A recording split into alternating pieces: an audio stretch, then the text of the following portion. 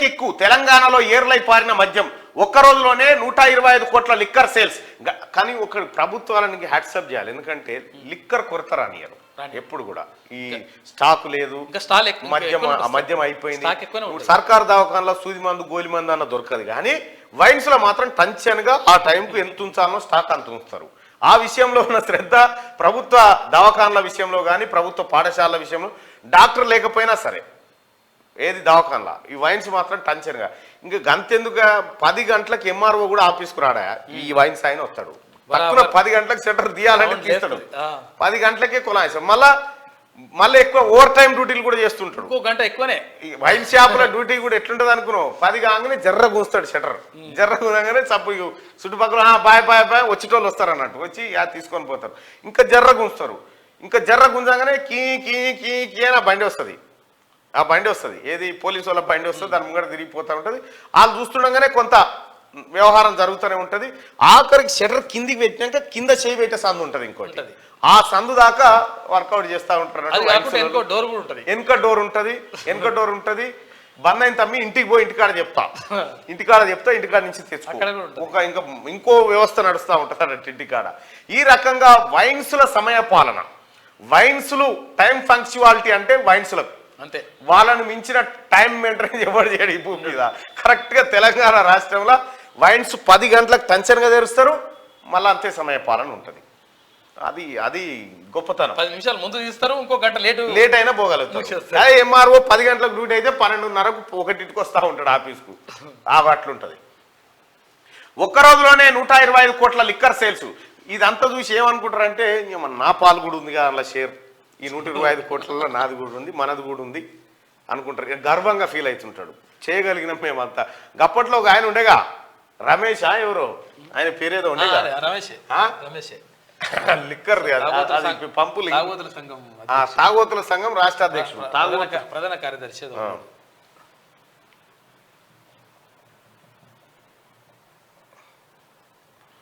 జరావు నేను బట్టిస్తా. అప్పుడు ఆ రమేష్ అని నేడుండో మరి ఆయన ప్రభుత్వాన్ని ఎట్లా కాపాడుకోవాలనే విషయంలో అంటే ఇప్పుడు ఇట్లా మందు బాబుల యొక్క డిమాండ్లు కూడా చెప్పండి.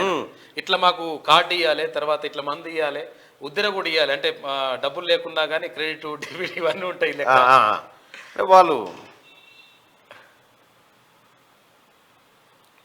పాపం అన్న చాలా తాగోతుల పక్షాన ఆయన ఓ పోరాట యోధుడు అనుకోవచ్చు మనం ఓ రకంగా చెప్పాలంటే.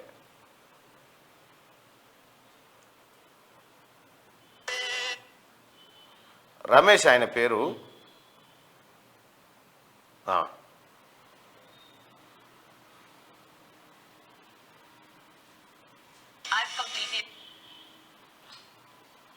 ఈ అన్న ఎక్కడ ఉన్నాడు, ఆదర్శప్రాయుడు. నిజంగా అంటే వాళ్ళ డిమాండ్లని గట్టిగా చెప్తున్నాడు. అడిగినోడు లేడు వాళ్ళ గురించి. లీడర్ అంటే అట్లుండాలి. తను నమ్ముకున్న జాతి కోసం రమేష్ అన్న ఎంత దండాడుతాడో ఒకసారి చూద్దాం.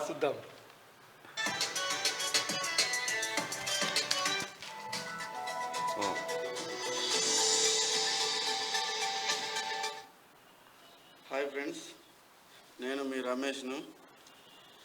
ఈరోజు ఉదయం పెద్దపల్లి జిల్లా తాగుబోతు సంఘం నన్ను తమ కార్యదర్శిగా నియమించారు. అయితే నాకు చాలా సంతోషంగా ఉంది.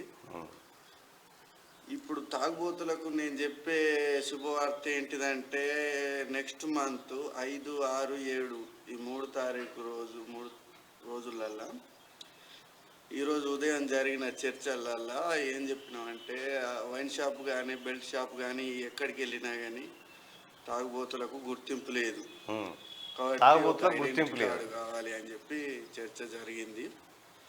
దాని గురించి నన్ను ఉత్తమ కార్యదర్శిగా నియమించారు. అయితే వచ్చే నెల 5, 6, 7 ఈ 3 రోజులలో పని ఎవరికన్నా ఉన్నా కానీ ముగించుకొని కొంచెం తొందరగా ఉండండి. 160 మంది గవర్నమెంట్ ఎంప్లాయీస్ వస్తారు. అప్పుడు ఇంటికి వచ్చిన తర్వాత ఎవరు తాగుబోతులు ఎవరున్నారో వాళ్ళను తెలుసుకొని వాళ్ళ ఆధార్ కార్డు 2 ఫోటోలు తీసుకుంటారు. మంత్ ఎండింగ్లో మనకు కార్డు వస్తుంది. ఒక సైడు సింహం ఉంటుంది, ఒక సైడ్ ఫుల్ బాటిల్ ఉంటుంది, మెన్షన్ హౌస్ ఫుల్ బాటిల్, మధ్యలో చికెన్ పీస్ ఉంటుంది.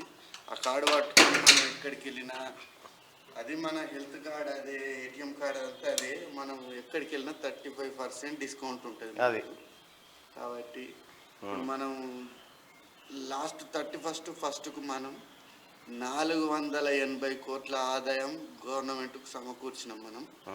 నెక్స్ట్ 31st 900 కోట్లు క్రాస్ చేయాలని డిమాండ్ని ఈరోజు మార్నింగ్ దాన్ని మనం క్రాస్ చేద్దాం. మనతో అయితే తాగుబోతులతోటి కానీ పని ఏది లేదు, అంతే, మనం ట్రై చేద్దాం. ఇది రమేష్ అన్న ఆకాంక్ష.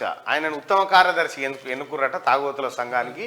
పోయినసారి 31st మనం 400 కోట్లు దాగి ప్రభుత్వానికి సమకూర్చింది. ఈసారి 900 పెట్టుకుందాం టార్గెట్ అంటుడు.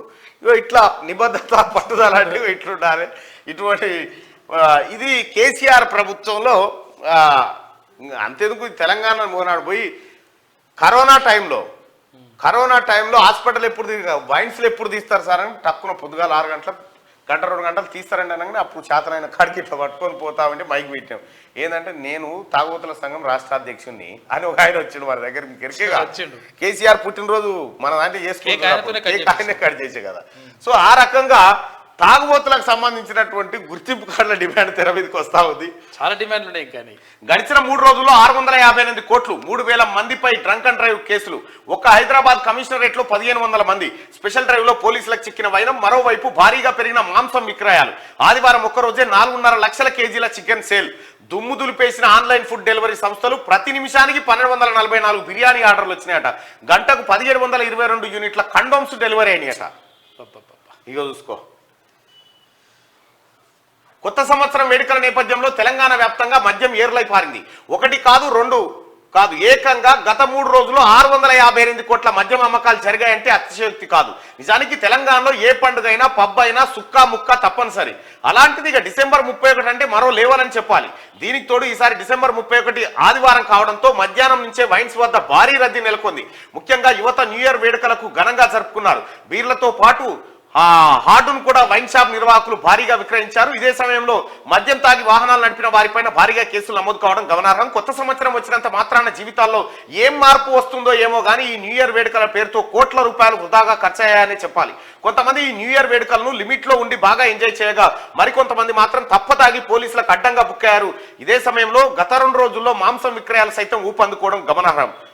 3 రోజుల్లో 658 కోట్ల మద్యం విక్రయాలు జరిగినాయట. ఇక వైన్ షాపులకు కూడా ఏ వాస్తు అక్కర్లేదు. ఏ పొలంలోనన్నా పెట్టు బేషుగ్గా నడుస్తూ ఉంటుంది.